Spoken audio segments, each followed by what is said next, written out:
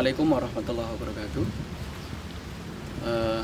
Alhamdulillahirabbil alamin wassalatu wassalamu ala asyrafil mursalin sayyidina wa maulana Muhammadin wa ala alihi washabbihi ajmain. Amma ba'd.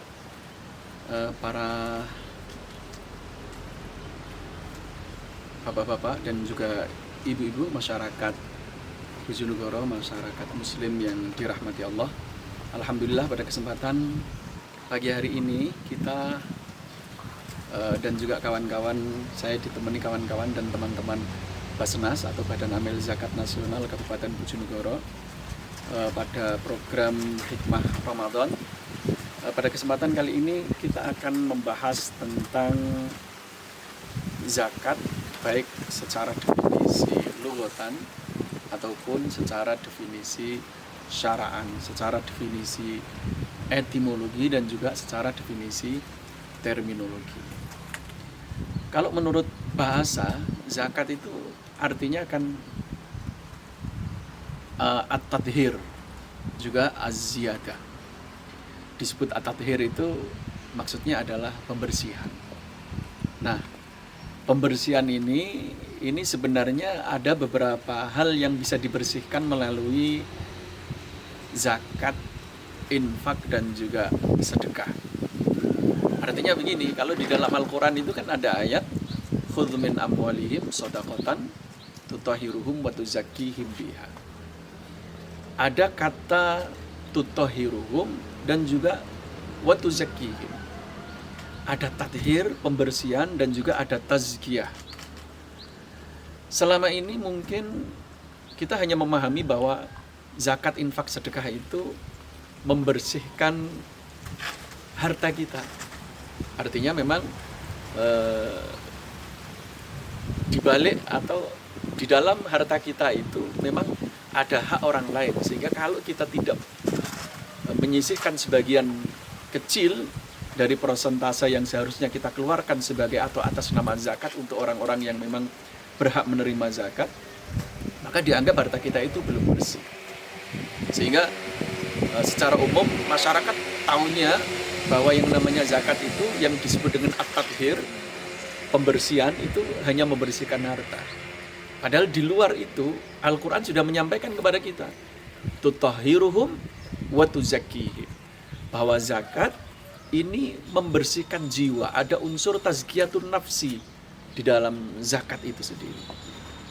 Yang menjadi pertanyaan kemudian, kok bisa ya zakat itu kok ada impact atau ada efek tazkiyah, ada efek pembersihan jiwa di balik zakat? Karena begini, karena misalkan saya berikan contoh, ada orang kaya yang kemudian dia pelit, kikir, tidak mau sedikit berbagi untuk orang-orang yang di sekitarnya atau tetangga kiri kanan yang ada di lingkungannya. Maka orang yang pelit, yang kikir seperti ini pasti akan mengotori hati orang-orang yang ada di sekitarnya, akan mengotori hati para tetangganya. Ini yang dimaksud dengan tazkiyah. Ini yang dimaksud dengan pembersihan jiwa itu dari perspektif ini. Berbeda ketika misalkan ada seseorang yang dia itu kaya, tapi dia dermawan, dia sering mengasihi atau memberi, berbagi dengan orang-orang yang di sekitarnya. Dia juga senantiasa secara rutin membayar zakatnya dan diberikan orang-orang yang terdekat. Al-aqrab fal-aqrab, al-aham fal-aham, diberikan yang terdekat terlebih dahulu. Nah, orang yang seperti ini pasti akan memiliki kepedulian. Orang yang seperti ini pasti akan memiliki rasa peduli dengan orang yang kaya, yang kebetulan dermawan itu. Sehingga ini bisa kita kaitkan dengan filosofi orang Jawa yang orang tua kita dulu sering mengatakan bahwa pagar mangkok itu lebih kuat ketimbang pagar tembok. Maksudnya apa? Maksudnya saat orang kaya tetapi dia itu pelit, dia kikir dan tidak pernah berbagi dan ngopeni orang-orang yang ada di sekitarnya, maka tentu orang ini ketika terjadi musibah, orang yang seperti ini ketika terjadi misalkan dia mendapatkan musibah kebakaran, dia mendapatkan musibah pencurian ataupun perampokan, meskipun temboknya tinggi sekalipun, orang-orang di sekitarnya pasti akan abai dan tidak peduli dengan orang kaya yang seperti ini. Beda yang ketika orang itu dia itu kaya, kemudian juga dia juga sering berbagi, dia juga sering memberi, ngopeni orang-orang yang ada di sekitarnya, tetangga-tetangga yang ada di lingkungannya. Setiap kali dia mendapatkan musibah, ketika dia mendapatkan ujian dari Allah, musibah, baik kebakaran, pencurian, perampokan, orang-orang yang ada di sekitarnya ini pasti akan membantu. Orang-orang yang di sekitarnya ini pasti mereka itu akan rasa memilikinya tinggi, sehingga mereka akan peduli, sehingga mereka akan care dengan orang kaya yang seperti itu. Ini yang disebut dengan tazkiyah itu di sini. Sehingga efek dari ketika orang itu berzakat, ada pembersihan jiwa. Sebenarnya yang dibersihkan itu nggak hanya hati orang-orang yang berzakat, tapi yang paling penting adalah orang-orang yang ada di sekitarnya itu menjadi bersih. Nggak ada rasa gerundel. Misalkan kita kan sering, misalkan kita melihat ada orang kaya, kemudian di dalam hatinya orang-orang yang ada di sekitarnya, tetangganya mengatakan, halah kui, sugih, medit, sben wae, kan gitu. Beda lagi kalau ada orang kaya, pasti orang-orang yang di sekitarnya akan juga memiliki rasa kepedulian yang tinggi. Sehingga inilah yang kemudian Rasul Muhammad SAW pernah menyampaikan di dalam sebuah hadis. Kanjeng Nabi Muhammad pernah menyampaikan sebuah hadis, hassinu amwalakum bizakah, jagalah harta kalian dengan cara berzakat. Artinya apa? Membersihkan harta dengan cara berzakat. Bukan membersihkan, apa tadi itu? Hassinu amwalakum bizakah, jagalah harta kalian dengan berzakat. Nah, kita ini kan sering ketika seorang ustadz, ketika seorang kiai menjelaskan hassinu amwalakum bizakah, jagalah harta kalian dengan berzakat, ini seringkali mengatakan, oh ayo kalian harus berzakat, ayo kalian harus berbagi, kalau enggak nanti hartamu akan diambil oleh Allah, hartamu akan dicabut oleh Allah. Kalau saya memahami hadis ini, hassinu amwalakum bizakah, jagalah harta kalian dengan berzakat, itu ya tadi itu, seperti apa yang sudah difahami oleh orang Jawa, orang tua kita itu, bahwa yang dimaksud hassinu amwalakum bizakah, jagalah harta kalian dengan cara bersedekah, berzakat, berderma, berbagi, itu maksudnya adalah pagar mangkok lebih kuat ketimbang pagar tembok. Pagar mangkok itu maksudnya apa? Pagar mangkok itu setiap kali ada mangkok dia kasihkan ke tetangganya, tapi ya tentu tidak hanya mangkok, ada isinya. Artinya apa? Ini hanya sebuah gambaran, ini hanya sebuah amsal atau masal, perumpamaan bahwa pagar mangkok itu artinya adalah orang yang punya atau orang yang memiliki dan kemudian dia sering memberi ke orang-orang yang ada di sekitarnya. Punya makanan satu mangkok dikasih, punya kolak satu mangkok dikasih, punya kare satu mangkok dikasih, gitu. Ini hanya gambaran. Artinya ini pagar mangkok ini. Kalau pagar tembok itu rapuh. Pagar tembok itu rapuh. Orang yang memiliki harta yang banyak kemudian temboknya tinggi pasti rapuh karena dia tidak membangun keamanan, tidak membangun pagar yang muncul dari orang-orang yang ada di sekitarnya atau dari lingkungannya. Karena penjagaan yang paling aman itu adalah dari lingkungan itu sendiri. Penjagaan yang paling aman itu adalah dari orang-orang yang ada di sekitarnya itu sendiri. Nah, inilah yang disebut dengan pembersihan jiwa. Sekali lagi, ketika di dalam ayat Al-Quran itu, khudh min amwalihim shadaqatan tutahhiruhum wa tuzakkihim. Ketika Allah memerintahkan kita ini berzakat, berinfak, bersedekah, dan ayatnya berbunyi tutahhiruhum wa tuzakkihim, maka tutahhiruhum wa tuzakkihim ini tidak hanya semata-mata zakat itu membersihkan harta kita, tapi juga membersihkan jiwa kita. Tidak hanya membersihkan jiwa kita, tetapi juga membersihkan orang lain, orang-orang yang ada di sekitar kita. Nah, inilah keistimewaan zakat. Ini dari sisi bahasa saja kita sudah bisa tahu betapa manfaat dan kehebatan zakat. At-tathhir artinya pembersihan, wa tazkiyah, pembersihan. Satu lagi, kemudian yang satunya itu adalah bahwa zakat ini tidak hanya digunakan untuk membersihkan jiwa kita, tidak membersihkan harta kita, tetapi juga membersihkan dosa-dosa kita. Ingat, sekecil apapun amal perbuatan kita, amal perbuatan baik maksudnya, sekecil apapun kebaikan kita pasti akan berpotensi menjadi pengurang dosa-dosa kita. Sekali lagi, sekecil apapun kebaikan yang kita lakukan, termasuk kebaikan apapun, termasuk di dalam sini adalah zakat, termasuk puasa, termasuk haji, termasuk apapun, membaca Al-Quran, sedekah dan lain sebagainya. Sekecil apapun kebaikan yang kita lakukan, sekecil apapun itu pasti akan berpotensi menjadi pengurang, dari dosa-dosa kita. Sehingga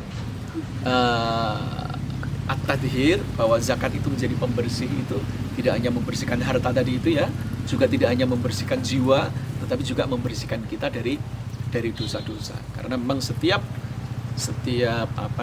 kebaikan itu pasti akan berpotensi mengurangi dosa kita. Nah, kemudian juga az-zakah secara lughatan juga dimaknai dengan an-nama. Nama itu artinya apa sih? Tumbuh. Artinya ketika kita ini berbagi dan mensedekahkan sebagian harta kita, maka sejatinya harta yang kelihatannya kita berikan kepada orang lain itu sejatinya tidak berkurang sama sekali. Makanya di dalam sebuah hadis Rasul Muhammad SAW pernah menyampaikan manaqasa malun min shadaqatin, atau manaqasat shadaqatun min malin.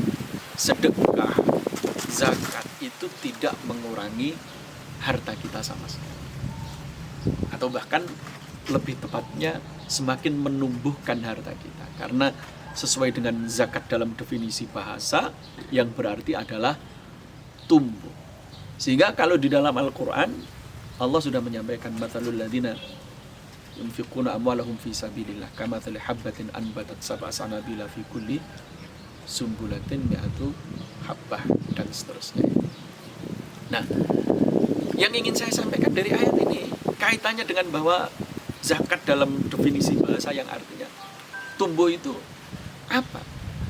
Karena begini, karena Allah di dalam Al-Quran itu menggambarkan orang yang bersedekah, orang yang berinfak, kemudian orang yang mau berzakat itu digambarkan sebagai seorang petani. Lebih jauh lagi kalau kita mau belajar, ternyata bahasa Arab yang digunakan Al-Quran ketika membahasakan keberuntungan itu bahasanya sama dengan kata yang menyusun petani di dalam bahasa Arab. Nah, kalau di dalam bahasa Arab itu kan petani itu artinya al-fallah. Petani itu al-fallah. Nah, sementara keberuntungan itu di dalam bahasa Arab disebut al-falah. Sehingga kalau kita adzan misalkan ya, kalau kita adzan itu kan ada redaksi hayya alal falah gitu ya. Ayo kita menuju kemenangan. Ayo kita menuju keberuntungan, kan begitu. Ayo kita menuju kemenangan, ayo kita menuju keberuntungan. Di dalam Al-Quran itu ulaika ala hudam mir rabbihim wa ulaika humul muflihun. Orang-orang yang beruntung. Yang kata ini mustaq muncul dari 3 kata, fa, lam, ha, sama dengan petani. Pertanian itu bahasa Arabnya falaha. Kalau petani itu al-fallah. Sehingga jangan sampai keliru. Orang itu kalau dia adzan kemudian hayya alal fallah pakai tasdid, maka artinya bukan mari kita menuju kepada keberuntungan, tapi mari kita menuju kepada petani. Nah, makanya yang ingin saya sampaikan begini, mengapa bahasa keberuntungan, bahasa kemenangan di dalam Al-Quran itu menggunakan kata yang tersusun dari huruf yang sama dengan petani atau pertanian. Ya karena memang Al-Quran sendiri sudah menjelaskan bahwa orang yang beruntung itu adalah orang yang bisa meniru pekerjaannya petani, yang digambarkan Al-Quran maksud saya. Gitu ya. Karena memang orang yang beruntung itu yang bisa meniru pekerjaannya petani. Pekerjaannya petani itu bagaimana? Pekerjaannya petani itu ya seperti yang digambarkan di dalam Al-Quran tadi itu. Mathalul ladina yunfiquna amwalahum fi sabilillah kamathali habbatin anbatat sab'a sanabila fi kulli sumbulatin mi'atu habbah. Bahwa gambaran orang yang berinfak, berderma, berzakat itu seperti gambaran orang yang seorang petani, kemudian dia itu menyebar benih, masing-masing benih itu akan memunculkan tujuh apa ya, kalau dalam bahasa Jawa itu pitung uli ya, uli bahasa Indonesia apa itu uli, tangkai ya, kemudian masing-masing satu tangkai yang tumbuh itu akan memunculkan 100 bulir. 100 bulir. Artinya apa? Orang bersedekah satu, orang berderma satu, orang berinfak satu, itu akan berlipat ganda menjadi 700. Kita kira begitu ya. Akan berlipat ganda menjadi 700. Nah, konsepnya begini. Ini konsep dari Al-Quran. Artinya apa? Allah menggambarkan di dalam ayat ini bahwa orang yang berzakat, orang yang berderma, orang yang berinfak, orang yang mau berbagi, ini digambarkan sebagai seorang petani yang dia mau ngasih satu pasti dikembalikan 700.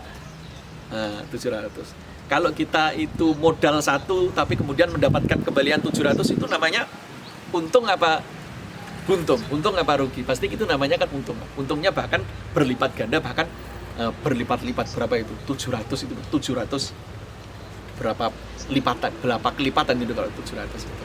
Nah, ini makanya kemudian dari sini kita tahu betapa orang yang beruntung itu adalah orang yang mampu meniru pekerjaannya petani, seperti yang digambarkan oleh Al-Quran. Sekali lagi, orang yang beruntung itu adalah orang yang mampu meniru pekerjaannya petani seperti yang digambarkan oleh Al-Quran. Makanya sehingga kita ini nggak heran bahwa bahwa Al-Quran membahasakan keberuntungan, kemenangan itu dengan menggunakan kata redaksi yang susunan hurufnya itu sama dengan pertanian. Ya, karena itu kesimpulannya, karena memang orang yang beruntung itu adalah mereka yang mampu meniru pekerjaannya petani, kan begitu.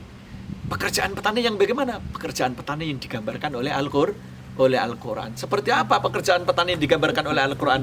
Yaitu orang yang menanam satu, dia akan tumbuh menjadi 100. Orang yang ngasih satu, kemudian dia akan dikembalikan menjadi 100. Itu adalah pekerjaan yang digambarkan, pekerjaan petani yang digambarkan Allah di dalam Al-Quran.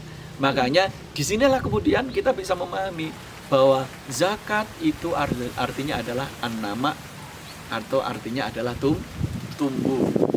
Bahwa apa yang kita keluarkan dari harta kita, apa yang kita dermakan, apa yang kita zakatkan itu tidak mengurangi harta kita sama sekali, tapi malah tumbuh dan semakin banyak.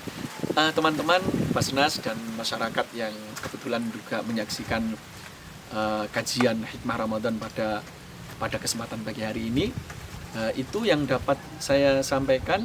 Mungkin kita akan sambung di kesempatan yang lain. Kita cukupkan sekian. Wassalamualaikum warahmatullahi wabarakatuh.